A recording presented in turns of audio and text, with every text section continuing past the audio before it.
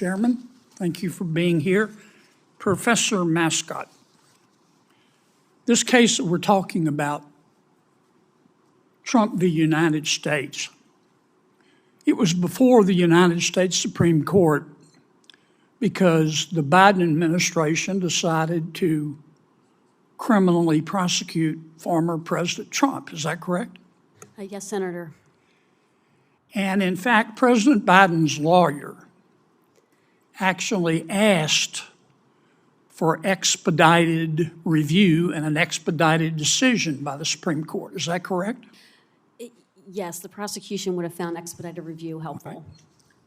When the court handed down its opinion, well, strike that.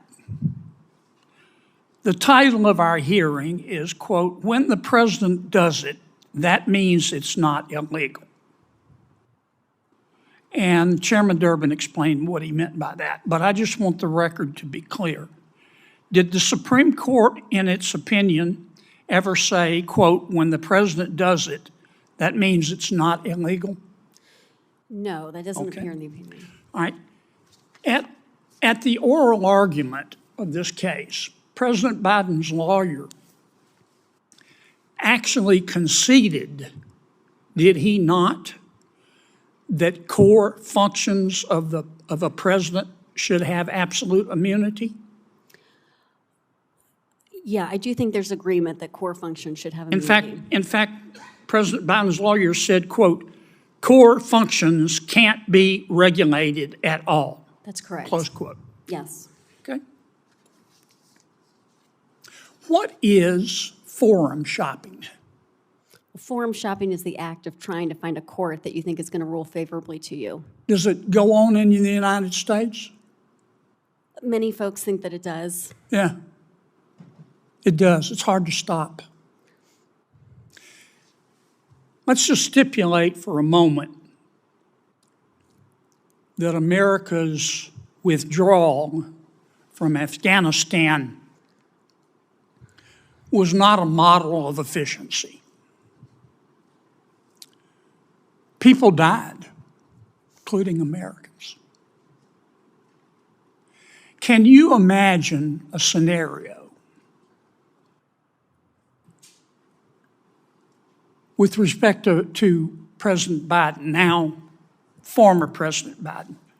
Can you imagine a scenario in which a district attorney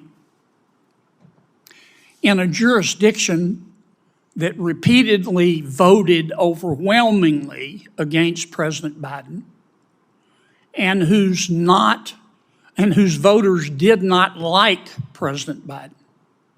Can you imagine a scenario in which an ambitious district attorney, after President Biden is out of office, could bring a charge against former President Biden for criminal negligence in the death of Americans? Can you imagine that? Well, Senator, that would be very troubling, and so that's one of the things. But can you imagine it happening? I could imagine district or attorneys wanting to bring such an action. Sure. I mean, now that we've decided that former presidents can be prosecuted, this current case before us is the first instance, but I fear it's not going to be the last. Now, let's suppose this ambitious district attorney in an anti-Biden jurisdiction or venue decided to prosecute former President Biden, which I think would be a mistake. But he meaning former President Biden, would have to defend himself, wouldn't he? Yes. And suppose he won, he'd still have to pay his lawyer, wouldn't he? That's true. Are lawyers cheap? Only those of us who teach. No, strike that. I know they're cheap. Are they inexpensive? No, they're not. So President Biden could spend millions of dollars. That's true. Even if he won. Yes, sir. Now, let's suppose after that trial was finished, another ambitious district attorney in another venue or another jurisdiction decided to do the same thing. And then another.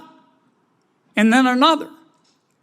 Can you understand what the court was talking about when it said We can't allow the court system to have a chilling effect on a president, any president, in making these decisions. Can you understand that? Absolutely. The risk of facing that would certainly significantly impact how a president would make decisions in office, and that's the last thing we want. Can I have 30 more seconds, Mr. Chairman? I don't want to mispronounce your name, sir.